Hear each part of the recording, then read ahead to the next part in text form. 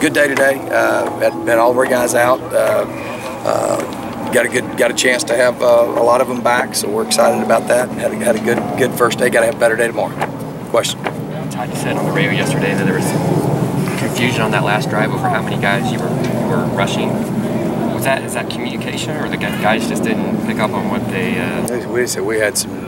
Yeah, I mean, we had guys playing in new positions. We had some guys that are linebackers that were having to play rush defensive end and just didn't rush. And I think they knew to rush, but just didn't. And some of it, whatever the excuse is, we had mental errors, and those were critical errors that really were tough. So, the depth and the amount of plays guys are having to play, all that stuff comes into. I think there's a lot of more mental errors happening because you got a lot of people on the field that haven't repped as much and things like that. So hopefully we have some guys back and be able to be at full strength. What did you take from that game, maybe just from watching it again on film, that you didn't in the moment? I thought we played really good offensively. I thought we ran the football. We were very physical running the football. I think that we only had one bad play, and that was you just can't do that in that situation.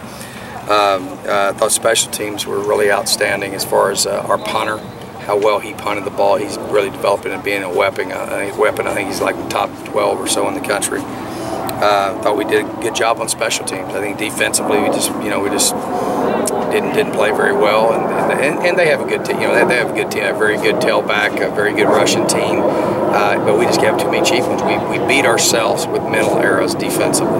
Todd, two quick questions on your JUCO philosophy. First up, what is your general philosophy about recruiting junior college players? Well, my general philosophy about recruiting players, period, is that we want to recruit the guys that fit Arizona State from the standpoint of character first.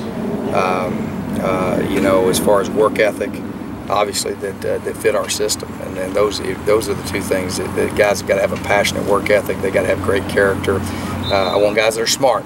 I want guys with high football IQs.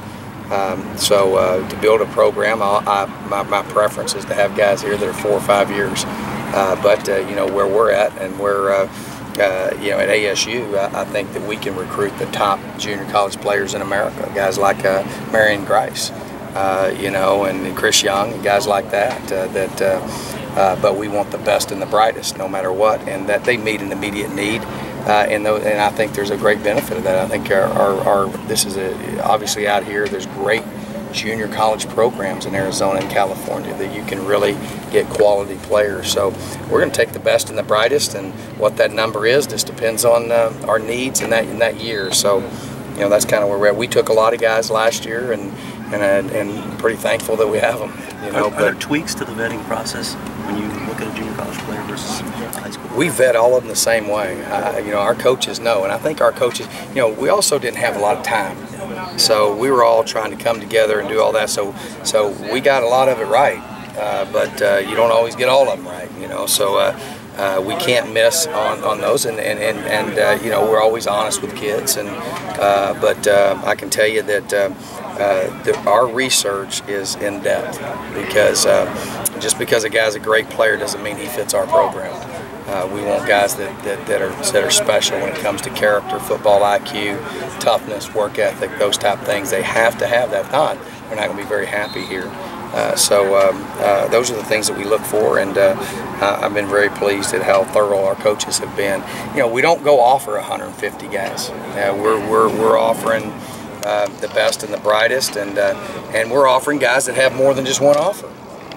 You know what I'm saying? And so therefore they don't just jump right on it every time. But we're on the right guys. I'm very confident that as we move forward, it'll get earlier and earlier and earlier. We'll build those solid relationships and get a foundation on the ground. But that's my philosophy: is recruit the best and the brightest, and want smart guys with great character that also have great talent. One more, Coach. ASU's typically struggle in November. Is there something about November? Yeah, they hadn't won a championship in a while. There's nothing. What November, man, I'm gonna tell you, is that we're pretty fortunate right now that we're competing for a championship. That we've got a chance to compete for a championship. Obviously, we've lost 2 games straight to two good teams. I think we lost to one team that was better than us in the last week.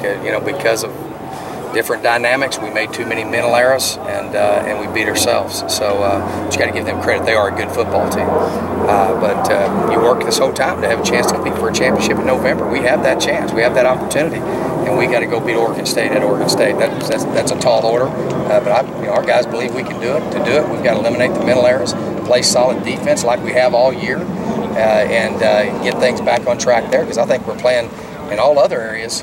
We're playing our best football right now. So what it is that, man, November is when you make or break. And guess what? That's the toughest. That's the way schedules fall. You're going to play the best teams in November. You're going to have the toughest schedule, and you've got to have an extraordinary effort. That's what I talk to kids after practice day. It's got to be. You can't practice like you did last year. You can't practice like you did last week. You got to. If you want a different result, you got to have a different workout.